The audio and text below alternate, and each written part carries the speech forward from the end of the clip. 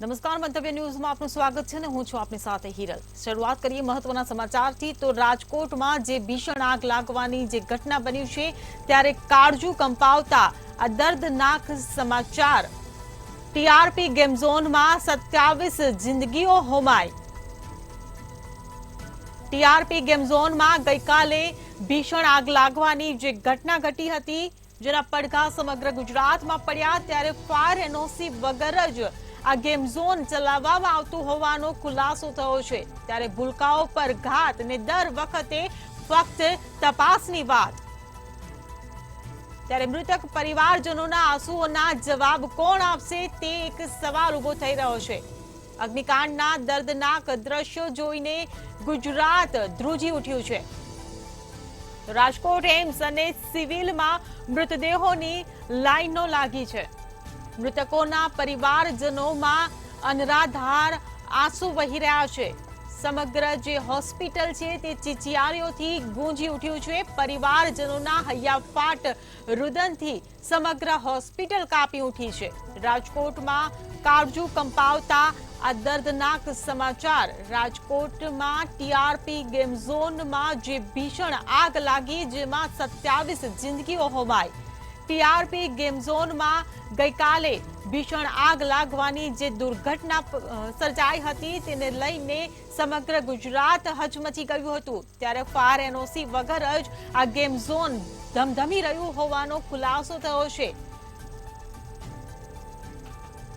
હોસ્પિટલમાં પાણી પીવાની સુવિધા નથી તેવો જનતા અત્યારે આક્ષેપ મૂકી રહી છે। અગ્નિકાંડના દર્દનાક જે દ્રશ્યો સામે આવ્યા, જેને લઈને ગુજરાત ધ્રુજી ઉઠ્યું અને આજે અગ્નિકાંડ સર્જાયો, જેમાં 27 જિંદગીઓ હોમાઈ। ત્યારે મૃતદેહોને હોસ્પિટલ ખસેડવાની કામગીરી ગઈકાલથી જે શરૂ હતી।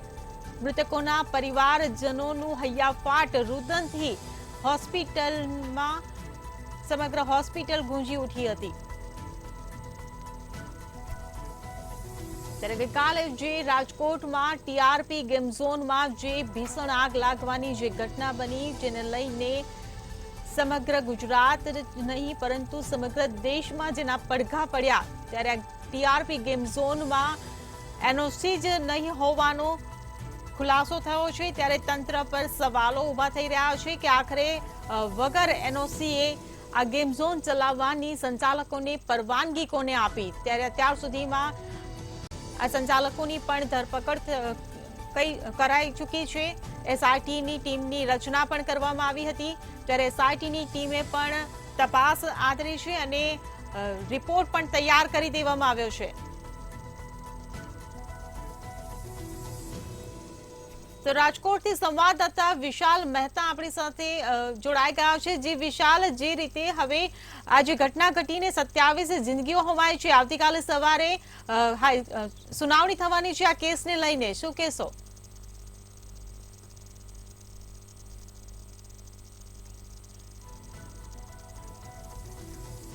તો ટીઆરપી ગેમ ઝોનમાં 27 જિંદગીઓ હોમાઈ। ટીઆરપી ગેમ ઝોનમાં જે ભીષણ આગ લાગી હતી, જેમાં ખુલાસો થયો છે કે એનઓસી વિના જ આ ગેમ ઝોન ધમધમી રહ્યું હતું। ત્યારે વહીવટી તંત્ર પર, મનપા પર સવાલો ઉભા થઈ રહ્યા છે કે આખરે આ ગેમ ઝોન ચલાવવાની સંચાલકોની પરવાનગી કોને આપી। ત્યારે સવાલ એ પણ ઉભો થઈ રહ્યો છે કે આખરે આ જે જિંદગીઓ હોમાઈ છે આ ભીષણ આગની અંદર, ત્યારે આ ઘટનાના જવાબદાર આખરે કોણ?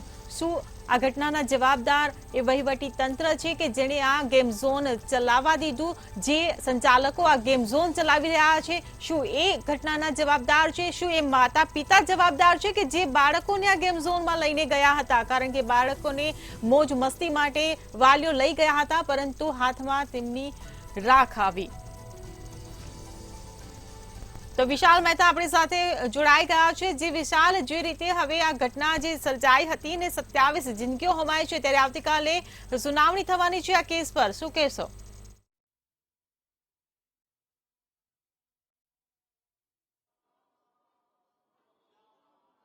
ચોક્કસથી જે રીતે રાજકોટની અંદર ટીઆરપી મોલમાં જે આ ગેમ ઝોનની અંદર ઘટના બની, આ અગ્નિકાંડ એટલે કે ક્યાંક ને ક્યાંક હવે તે ડેથ ઝોનમાં ફેરવાઈ ગયો છે અને તેને કારણે 27 નિર્દોષ જિંદગીઓ છે તેને ક્યાંક ને ક્યાંક અસર થઈ છે અને તેના પરિવારજનો સમગ્ર છે તે દુઃખમાં ગરકાવ થઈ ગયા છે. આ એટલી કરુણાંતિક ઘટના છે કે જેણે ના માત્ર રાજકોટની અંદર અશ્રુધારા વરાવી છે, પરંતુ સમગ્ર ગુજરાત રાજ્યની અંદર તેના પડઘા પડ્યા છે. આપણી સાથે કેટલાક પરિવારજનો છે, સીધા જ આપણે તેની સાથે વાત કરીએ કે તેમનું આ બાબતે શું કહેવું છે. શું નામ છે આપનું? આર્મી. ગિરિરાજસિંહ, જે રીતે આપના પરિવારજન ત્યાં ગયા હતા, કોણ ગયું હતું અને શું હતી? અમારા કઝિન ભત્રીજા છે જાડેજા નમ્રજીતસિંહ, તે ત્યાં ગયા હતા. તેમના 3 મિત્ર સાથે ગયા હતા. અને જે આ બનાવ બન્યો, એ જે બિલ્ડિંગ હતું એ પરમિશન વગર બન્યું એવું લાગ્યું, કેમ કે એમાં જે હતું એ શેડ બનેલો હતો અને શેડમાં જેટલી હલકી કક્ષાનું મટીરિયલ વપરાયેલું હતું કે જે અગ્નિથી ભસ્મીભૂત થઈ ગયું હતું નથી. અને એમાં જ ઉચ્ચ કક્ષાનું જે મટીરિયલ વપરાયેલું હોત તો એમાંથી જે ઉપલા માળથી નીચે માળ સુધી જે પહોંચી હોત આગ, તે ન પહોંચી શકે અને એમાંથી ઘણા પણ જીવ બચી શકે. પ્રાથમિક તપાસ જે કરવામાં આવી છે તંત્ર દ્વારા, તેની અંદર સીધું જ સ્પષ્ટ થઈ રહ્યું છે કે આ જે સમગ્ર જે પરવાનગી હતી, કોઈ પણ પ્રકારની પરવાનગી લીધી નહોતી. 3 માળનો શેડ જે ફાઈબરનો બનાવવામાં આવ્યો અને સાથે જ જે ફેબ્રિકેશનનો ઉપયોગ કરવામાં આવ્યો, તમે કીધું તે રીતે ક્યાંક ને ક્યાંક હલકી ગુણવત્તાવાળું મટીરિયલ વાપરવામાં આવ્યું. ના ફાયર એનઓસી હતી, ના ફાયરના કોઈ પણ પ્રસાધનો હતા કે જેના કારણે કોઈ પણ જો ઘટના બને તો લોકોને બચાવી શકાય. ના એક્ઝિટના એટલા પોઈન્ટ હતા કે લોકોને તરત બહાર કાઢી શકાય. તંત્ર દ્વારા ક્યાંક ને ક્યાંક ખિસ્સા પોતાના ભરી અને લોકોની જાનને જોખમમાં મૂકવામાં આવી. 2.5-3 વર્ષથી આ જે ધંધો હતો એ ચાલતો હતો. તંત્ર મીઠી નજર રાખી રહ્યું હતું. શું કહેશો તંત્રના આવા ભ્રષ્ટ અધિકારીઓ માટે? જી, એવું ચોક્કસપણે કહી શકાય. જ્યારે એમનું ત્યારે મુહૂર્ત થયું હતું, ખાતમુહૂર્ત થયું હતું, ત્યારે આપણા જે અમુક આઈડીમાં બતાવી છે, ઇન્સ્ટાગ્રામ આઈડીમાં બતાવી છે, એમાં બધા જ અધિકારીઓ હાજર હતા અને જે તે ટાઈમે એને ઓપનિંગ ટાઈમે હાજર હતા. તો એને એ ટાઈમે પણ એમને જરૂર ચોક્કસપણે ચેક કરવું જોઈએ કે ત્યાં બધી જે મંજૂરી પ્રમાણે જે હોવું જોઈએ બાંધકામ છે, ફાયર એક્ઝિબિશન છે નથી. અને ત્યારે કાલે જ્યારે આ બનાવ બન્યો તે પછી જે ફાયરના જે સાધનો હતા, પ્રસાધનો, તે એ જ રીતે સેફ હતા. તો એના જે અધિકારીઓ હતા અથવા એના જે સ્ટાફ હતો, એમને કોઈ નોલેજ નહીં હોય કે આ ફાયરનો આપણે છે એને ઉપયોગ કરીએ. એને એક પણ ઉપયોગ કર્યો નહોતો. અને આવી જગ્યા ઉપર, ઘણી જગ્યા ઉપર એમને ટ્રેનિંગ પણ આપવી જોઈએ. એના જે એમનો સ્ટાફ હોય એમને પણ ખ્યાલ આવવો જોઈએ કે આપણી પાસે જે ઇક્વિપમેન્ટ છે એને કેવી રીતે ઉપયોગ કરી શકાય. જેવી રીતે અમે આર્મીમાં હોય છે, જે અમે આર્મીમાં હોય, અમને હર વીકમાં એકવાર ટ્રેનિંગ આપવામાં આવતી હોય છે કે આવી રીતે આનો ઉપયોગ કરાય છે નથી. ત્યાં સાધનો હોવા છતાં પણ એક પણ ઉપયોગ, અને કદાચ એ ટાઈમે ઉપયોગ થયો હોત તો એ પૂરેપૂરું ઘણા માણસો બચી શક્યા હોત અને આગ કાબુમાં પણ આવી શકી હોત અને જો આટલી જાનહાની થતી બચી શકી હોત. પણ જે રીતે અત્યારે હાલમાં તમે તમારા સ્વજન ગુમાવ્યા છે, ક્યાંક અધિકારીઓની બેદરકારી બહાર આવી રહી છે, ક્યાંક જોવા મળી રહ્યું છે કે સંચાલકોએ પણ ગેરકાયદેસર વેપલો ચલાવ્યો છે માત્ર ને માત્ર રૂપિયા માટે. એક તરફ અધિકારીઓ ખિસ્સા ભર્યા છે, બીજા તરફ ગેરકાયદેસર ધંધો ચલાવી અને સંચાલકો પણ બિંદાસ આંખો બંધ કરીને બેઠા હતા. પરંતુ તે લોકોને, માસૂમ લોકોના જીવની કોઈ ચિંતા નથી. આવા લોકો સામે તમે એક પરિવારજન તરીકે શું કહેશો કે કેવા પગલાં લેવાય? જી, જે અત્યાર સુધીમાં જે પણ આમાં જે ગુનેગારના હકદાર છે એને પૂરેપૂરી સજા થવી જોઈએ અને એમની પૂરી તપાસ થવી જોઈએ. એમાં અધિકારીઓની પણ તપાસ થવી જોઈએ નથી. કેમ કે જે પાર્કિંગ છે, જેવી રીતે શેડ બનેલા છે નથી, તો એ શેડ છે એ ગેરકાયદેસર કહી શકાય. અને એમને પરમિશન લીધા, ફાયર એક્ઝિબિશનની પરમિશન નથી. એના જે પણ અધિકારીઓ, નગરપાલિકા, કોર્પોરેશન તરફથી જેટલા પણ આવી શકે એમને પૂરેપૂરી તપાસ થવી જોઈએ અને એને પણ આમાં સજાના હકદાર છે. એટલે એવી રીતે અમે કહી શકીએ પૂરેપૂરે જેને સજા મળે અને અમારા જે પરિવારને સાંત્વના મળે. બીજી તરફ જયારે આ ઘટના બની છે, પરંતુ સૌથી મોટી વાત એ છે કે જયારે તમારા પરિવારજનો છે તેની અંદર ક્યાંક હોમાયા છે અને તે લોકો અકાળે મૃત્યુ પામ્યા અને તેમ છતાં આજે તમે તેમના શવ લેવા માટે પણ ટળવળો છો, કારણ કે ડીએનએ ટેસ્ટ નથી થયો. ક્યાંક તંત્રની બેદરકારી જોવા મળી છે. આ તમામ બાબતો જયારે સામે આવી છે ત્યારે અત્યારે તમારી શું અપેક્ષા છે કે તંત્ર તમને શું સહાય કરે કે જેના કારણે તમારા પરિવારજનોને કે જે મરનાર છે તેમના જે લોહીના સંબંધવાળા લોકો છે તેમને શાંતિ થાય? ને અમારી તો અત્યારે છે કે જે એક જ માંગણી છે કે જે અમને તાત્કાલિક જેટલું બને એટલું અમારી જે તપાસ થાય અને જેટલી બને એટલું વહેલા અમને આમાંથી છુટકારો મળે અને બને એટલું અમારા જે પરિવાર છે એને સાંત્વના મળે. બસ નથી. આરોપીઓને કેવી સજા થાય તેવું ઈચ્છો છો? આકરામાં આકરી જે વહેલી તકે થઈ શકે અને બને ત્યાં સુધી અત્યાર સુધીમાં જે કાયદો છે વધારેમાં વધારે કાયદો લાગુ પડે ત્યાંથી એ બધા જ કોલમ એની ઉપર લાગુ થાય અને જેટલી બને એટલી વહેલી તકે એમને સજા થાય તેવી અમે આશા રાખીએ છીએ. ચોક્કસથી તો જોઈએ અત્યારે હાલમાં જે મૃતકોના સ્વજનો છે તેમનું કહેવું છે કે ક્યાંક ને ક્યાંક જે સંચાલકો ગુનેગાર હતા કે તેમણે બેદરકારી રાખી ક્યાંક ગેરકાયદેસર કૃત્ય કર્યું, કોઈ પણ પ્રકારના પરવાના, લાયસન્સ અને કોઈ પણ એનઓસી વગર, ફાયર સેફટી વગર તેમણે આ બે પ્લાને 3 વર્ષ સુધી ચલાવ્યો અને આખરે જ્યારે ઘટના ઘટી ત્યારે નિર્દોષ લોકો તેની અંદર હોમાઈ ગયા છે. 27 થી 28 લોકોના ડીએનએ લેવામાં આવ્યા છે અને તમામના ડીએનએ અત્યારે હાલમાં ટેસ્ટ માટે મોકલવામાં આવ્યા છે. તેના રિઝલ્ટ ન આવે ત્યાં સુધી આ તમામ સ્વજનો અત્યારે હાલમાં સિવિલ હોસ્પિટલના આટાફેરા મારી રહ્યા છે અને એક જ વાત પૂછી રહ્યા છે કે શું મારા સ્વજનના ડીએનએ મળ્યા છે. આજે આ દુર્ઘટના બની છે ત્યારબાદ તેમના સ્વજનને મેળવવા માટે, તેમના મૃતદેહને મેળવવા માટે, તેમના કંકાલને મેળવવા માટે થઈને પણ તે લોકો ત્યાં આટાફેરા ખાઈ રહ્યા છે અને ક્યાંક તેમની વ્યથા છે તે તમામ આખું રાજકોટ જોઈ રહ્યું છે અને તે પણ ક્યાંક ને ક્યાંક દુઃખમાં ગરકાવ થયું છે. અન્ય બીજા લોકો પણ અહીંયા સાથે જોડાયેલા છે, તેમની સાથે પણ વાત કરીએ કે તેમનું આ બાબતે શું કહેવું છે. જે રીતે અત્યારે હાલમાં સમગ્ર ઘટના છે તેમાં આપના કોઈ સ્વજન હતા? આપના કોઈ સ્વજન આની અંદર જોડાયેલા છે? ભાઈએ કીધું એ રીતે સાથે જ છે બધા અમારા ભાઈએ કીધું. જે રીતે ક્યાંક ને ક્યાંક આપ જોઈ રહ્યા છો કે લોકોની પરિસ્થિતિ એવી છે કે શબ્દ નથી નીકળતા, કારણ કે આ ઘટના જ એટલી દુઃખદ હતી કે જેના કારણે અત્યારે હાલમાં પરિસ્થિતિ એટલી ગંભીર બની ગઈ છે કે તેમને મોંમાંથી શબ્દ શું નીકાળવો, શું બોલવું તે પણ ક્યાંક ને ક્યાંક આકરું પડી રહ્યું છે. જે રીતે આ સમગ્ર ઘટનાએ આકાર લીધો તેની અંદર જે ધીરે ધીરે તથ્યો બહાર આવી રહ્યા છે, આપને સીધા જ જણાવવા માંગીશ કે આ સમગ્ર ઘટનાની અંદર ના તો તેમની પાસે પીડબ્લ્યુડીની પરમિશન હતી, ના તો બિલ્ડિંગ કન્સ્ટ્રક્શનને લઈને કોઈ એનઓસી હતું કે ના તો બીયુ પરમિશન હતી. સાથે જ જે બિલ્ડિંગ બનાવવામાં આવ્યું તે ફેબ્રિકેશન અને ફાઇબર પર બનાવવામાં આવ્યું હતું. એટલે કે ક્યાંક નબળું બાંધકામ કરી અને ખાલી સ્ટ્રક્ચર ઉભું કરી દેવામાં આવ્યું. 3 માળનું તોતિંગ બાંધકામ, તેની અંદર ગેમ ઝોન ચલાવવામાં આવતા હતા અને તેની અંદર ફાયર સેફટીની કોઈ સુવિધા ન હતી અને એટલા માટે જ્યારે વેલ્ડિંગની કામકાજ ચાલતું હતું ત્યારે આ ઘટનાએ આકાર લીધો અને જોતામાં પલક ઝપકતા જ જે ત્યાં અંદર જે સામાન હતો, રબર અને પ્લાસ્ટિકનો સામાન અચાનક બળવા લાગ્યો અને તેના ધુવાળાના કારણે લોકો ગુંગળાવા લાગ્યા. એક તરફ ગરમી, ઉનાળાની બહાર 44 ડિગ્રી ગરમી, તો બીજી તરફ અંદરની ધુવાળાની ગરમી, જેના કારણે જે ડિહાઇડ્રેશન થયું અને ક્યાંક ને ક્યાંક ધુવાળાના કારણે જે લોકો ધીરે ધીરે બેહોશ થવા લાગ્યા તેના કારણે મૃત્યુઆંક છે તે વધવા લાગ્યો. કારણ કે રબર છે તેની જ્વલનશીલતા ખૂબ જ વધારે હોય છે અને તેના કારણે જે ધુવાળા નીકળે છે તેના કારણે લોકો ક્યાંક ને ક્યાંક ગુંગળાઈ અને બેહોશ થવાના શક્યતાઓ વધતી હોય છે. તે જ ઘટના અહીંયા પણ બની.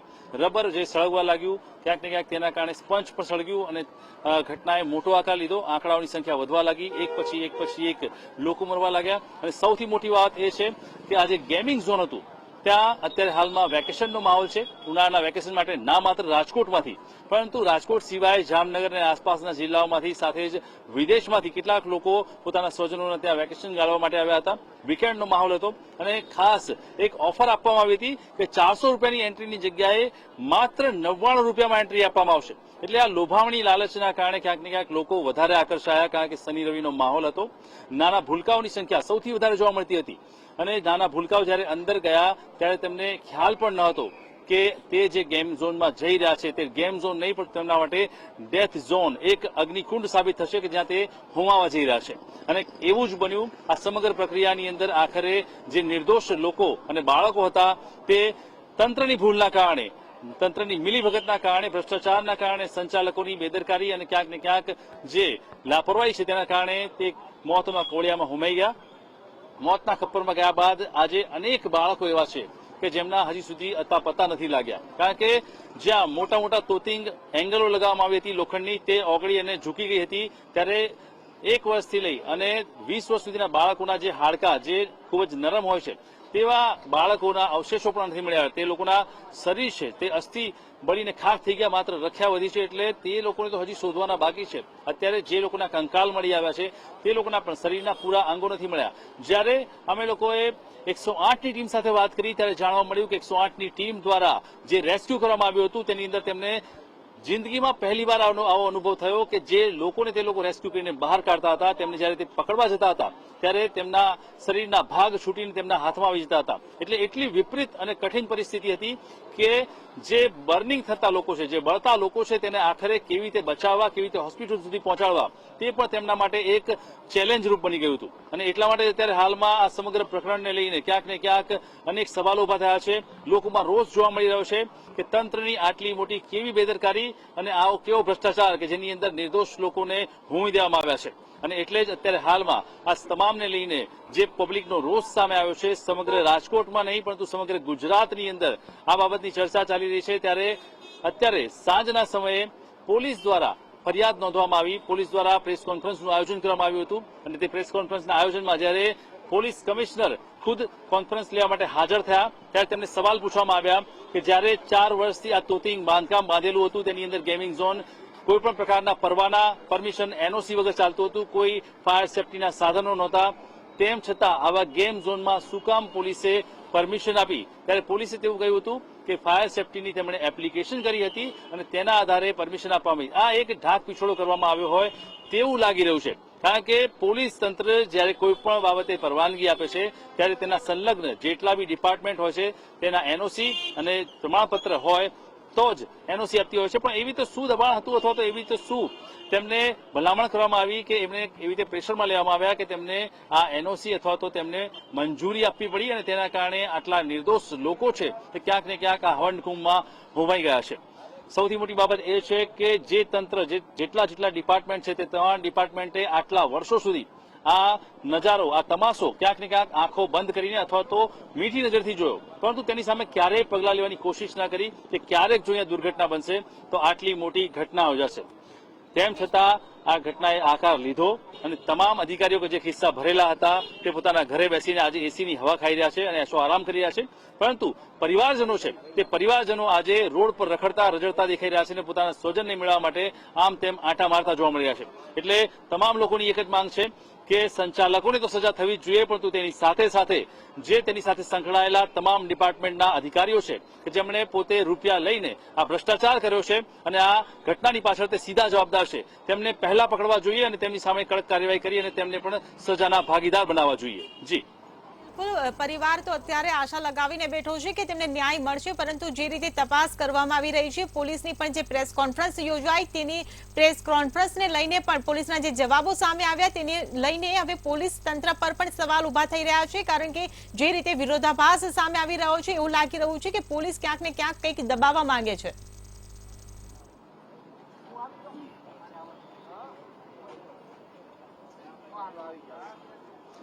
ચોક્કસથી જે રીતે અત્યારે હાલમાં સમગ્ર મામલો સામે આવ્યો પોલીસ કોન્ફરન્સને લઈને, પોલીસ કમિશનર રાજુ ભાર્ગવ જે અમદાવાદ, રાજકોટ, સુરત પોલીસ કમિશનર છે તે કોન્ફરન્સ લીધી હતી અને પત્રકારો જ્યારે સવાલનો મારો ચલાવ્યો ત્યારે તેમને કહેવામાં આવ્યું કે કોઈ પણ ન હોવા છતાં પોલીસે પરમિશન શા માટે તેનો જવાબ ન આપી શક્યા. તેમણે તેમ કહ્યું કે માત્ર ને માત્ર ફરિયાદની બાબતે અમે માહિતી આપવા માટે ભેગા થયા છીએ, આ બાબતે હું અત્યારે કંઈ પણ નહીં કહી શકું.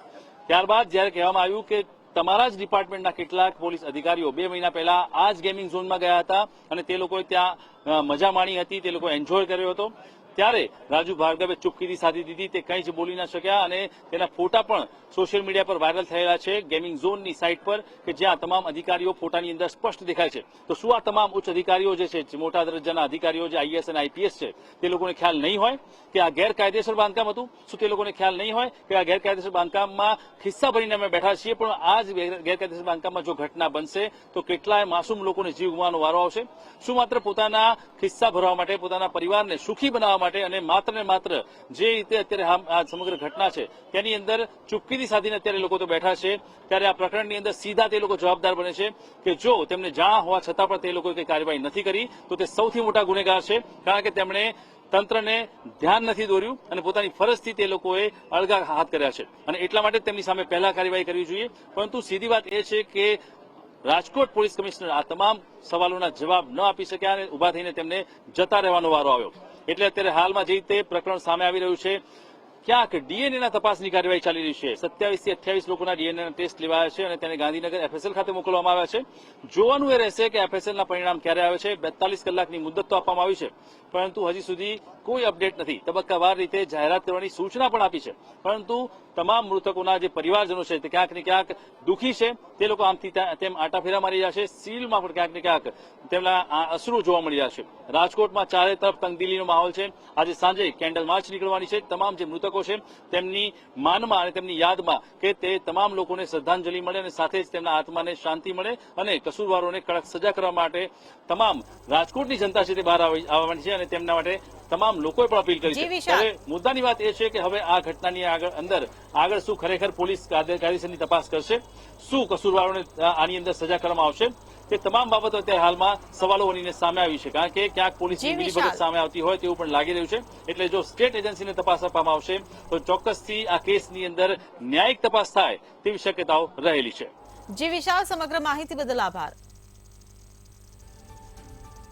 ટીઆરપી ઝોનમાં 27 જિંદગીઓ હોમાઈ ગઈ છે. ટીઆરપી ઝોનમાં જે ગઈકાલે ભીષણ આગ લાગવાની જે ઘટના બની હતી તેને લઈને સમગ્ર ગુજરાત હચમચી ગયું હતું, ત્યારે તેની પર હાલ તપાસ ચાલી રહી છે.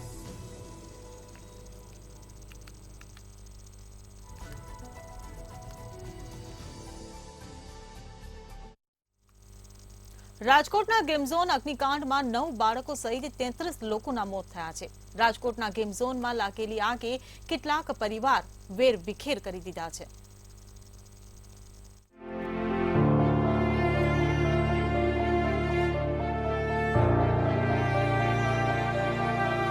25 મે શનિવારનો દિવસ સમગ્ર ગુજરાત માટે ગોઝારો સાબિત થયો છે. રાજકોટના ટીઆરપી ગેમ ઝોન અગ્નિકાંડથી સમગ્ર રાજ્યમાં ચકચાર મચવા પામ્યો. ગેમ ઝોનમાં લાગેલી આગે કેટલાક પરિવારો વેરવિખેર કરી દીધા છે. કોઈ માતાએ પોતાનો દીકરો ગુમાવ્યો, તો કોઈ બહેને પોતાનો ભાઈ ગુમાવ્યો છે, તો કોઈ ભાઈએ પોતાની બહેન ગુમાવી. કોઈ પણ માટે આનાથી મોટી આફત તો બીજી શું હોય છે? અને આ અગ્નિકાંડનો ભોગ બનેલા પરિવારજનોનો આક્રંદ હૈયું પીગળાવી મૂકે તેવો છે. બાળકો સહિત 33 લોકોના મોત થયા છે અને મચાવી દીધા છે. લોકો પોતાના બાળકોને લઈને ગેમ ઝોન પહોંચ્યા હતા, ત્યારે કોને ખબર હતી કે આ ગેમ ઝોનમાં ગેમ રમતા રમતા મોતનો ખેલ ખેલાઈ જશે અને જીવનની ગેમ ઓવર થઈ જશે. આગ થોડીક જ લાગી હતી, પણ એ લોકો પાસે કઈ સેફટી પર્પઝ નું હતું જ નહીં. જો એક્સટિંગ્યુશર કે એવું કઈ હોત તો બી થોડી કન્ડિશન સ્ટેબલ થઈ જાત, આગ એટલી બધી વધત નહીં. એ લોકો પાસે કઈ હતું નહીં, નહોતું ફાયર એક્ઝિટ, ફાયર અલાર્મ કે એવું કઈ હતું જ નહીં, કે જે ઉપર લોકો હોય એ લોકોને ખબર તો પડવી જોઈએ ને કે આગ લાગી છે. અમે 10 જણા ગયા હતા. અમે બધા નીચે જ હતા, પછી બધા ભાગવા માંડ્યા કે આગ લાગી, બહાર નીકળો, બહાર નીકળો. હવે આમાં મોટો વાક તો ગવર્મેન્ટ નો કહેવાય કે આવી રીતે બધાને તમે હા પાડી દો છો, તો એટલીસ્ટ પહેલા ચેક તો કરવું જોઈએ ને કે સેફટી પર્પઝમાં કેવી રીતે છે. વેલ્ડિંગ મશીન ને એના લીધે ફોમ ને થર્મોકોલ એ બધું આગ જલ્દી પકડી લે. એનામાં એમ હતું કે હું ને મારા બે ફ્રેન્ડ બોલિંગ કરતા હતા અને નીચેથી જાણ આવી કે આગ લાગી છે, ભાગો. ઈ ભાઈ ઈ જી કહેવાયો તો ઈ કઈ ભાગી ગયો, અને એમને કીધું નહીં કે એક્ઝિટ ગેટ ક્યાં છે કે ક્યાં નહીં. ને પાછળ લેડીઝ સ્ટાફ હતો એને બી ના કીધું, એની રીતે ભાગી ગયા. અને જ્યાં મેઇન ગેટ આવવાનો હતો એન્ટ્રીનો, ત્યાંથી ફૂલ ધોવાના ગોટા આવતા હતા, ત્યાંથી એમ ભાગી શકાય એમ હતું. નીચે ફૂલ આગ લાગી ગઈ હતી. પછી મેં મારી રીતે પતરામાં પ્રકાશ જોયો ને અમે 5-10 પાટા મારીને 2 જણાએ પતરું તોડી ત્યાંથી અમે ઠેકડો મારી ગયા. ગેમ રમતા બોલિંગ ત્યાં આસપાસ નાના બાળકો કેટલા હતા? નાના બાળકો 5-10 જેટલા હતા, એમાંથી 5 નો બચાવ મેં ખુદે કર્યો. તો આ જે તમે બોલિંગ રમતા હતા તે નીચેના ભાગે કે ઉપરના ભાગે રમતા હતા? ઉપરના ભાગે. એક્ઝિટ ગેટ ઉપર આ લોકોએ રાખ્યો તો કે નહોતો રાખ્યો? નહીં. કેટલા માળ હતા? 3 માળ, 2 માળ હતા, ગ્રાઉન્ડ ફ્લોર, ફર્સ્ટ ફ્લોર અને સેકન્ડ ફ્લોર. જે નીચે અમારું ધ્યાન નહોતું, પણ જે ટીઆરપી નો સ્ટાફ ઉપર જે હતો એ અમને ઇમરજન્સી એક્ઝિટ પાસે લઈ ગયા. પછી એ કાંઈ નતા બોલતા, કેમ કે કોઈ ઓપ્શન નતો અમારી પાસે. ઇમરજન્સી માંથી નીકળાય એવું નહીં, ત્યાં જ આગ લાગી હતી, એની નીચે છે. પતરું તોડીને નીકળ્યા? હા, મેં પતરું તોડ્યું અને અમે 10-15 લોકો નીકળી શક્યા છે. એટલે નીકળી શક્યા અમે 10-15 લોકો જ હતા. અંદર કેટલા હતા? 20 થી 30 લોકો હતા અંદર. હવે રાજકોટ અગ્નિકાંડ મામલે ગૃહ વિભાગ પણ એક્શન મોડમાં આવ્યું છે. દુર્ઘટના અંગે રાજ્ય સ્તરની એસઆઈટીની રચના આવી છે. આઈજીપી સુભાષ ત્રિવેદીની આગેવાનીમાં એસઆઈટી સમગ્ર ઘટનાની તપાસ કરશે. ત્રિવેદીની સાથે 4 સિનિયર અધિકારીઓને પણ એસઆઈટીમાં સમાવેશ કરવામાં આવ્યો. આ સાથે જ એસઆઈટીને 72 કલાકમાં પ્રાથમિક રિપોર્ટ રજૂ કરવાનો પણ આદેશ આપવામાં આવ્યો છે. આ ઉપરાંત તમામ પાસાનો અભ્યાસ કરી વિગતવાર રિપોર્ટમાં 10 દિવસ સરકારને આપવાનો રહેશે. બીજી તરફ ઘટનાના પગલે ગેમ ઝોનના માલિક અને મેનેજર સહિતની 10 લોકોની અટકાયત કરવામાં આવી. મુખ્યમંત્રી ભૂપેન્દ્ર પટેલ પણ ઘટના સ્થળની સાથે ગિરિરાજ હોસ્પિટલ અને એમ્સ હોસ્પિટલની પણ મુલાકાત લીધી. તેમણે આશ્વાસન આપ્યું છે કે કસૂરવારને કોઈ પણ સંજોગોમાં છોડવામાં આવશે. ત્યારે ગૃહ રાજ્યમંત્રી હર્ષ સંઘવી અડધી રાત્રે પણ ઘટના સ્થળની સાથે રાજકોટ હોસ્પિટલની પણ મુલાકાત લીધી હતી. ગેમિંગ ઝોનમાં અચાનક આગ નીચેથી ઉપર ફેલાઈ ગઈ હતી અને આ દરમિયાન બીજા અને ત્રીજા માળે હાજર લોકો બહાર આવી શક્યા ન હતા. અહીં એન્ટ્રી માટે 99 રૂપિયાની સ્કીમ રાખવામાં આવી હતી અને જેના કારણે મોટી ભીડ એકઠી થઈ. આ ઘટના બાદ ગુજરાતના તમામ ગેમિંગ ઝોનને બંધ કરવાનો આદેશ આપવામાં આવ્યો. ત્યારે ભ્રષ્ટ તંત્રના પાપે ગુજરાતમાં હજી કેટલાક નિર્દોષોના ભોગ લેવાશે તે એક સવાલ છે. બ્યુરો રિપોર્ટ મંતવ્ય ન્યૂઝ.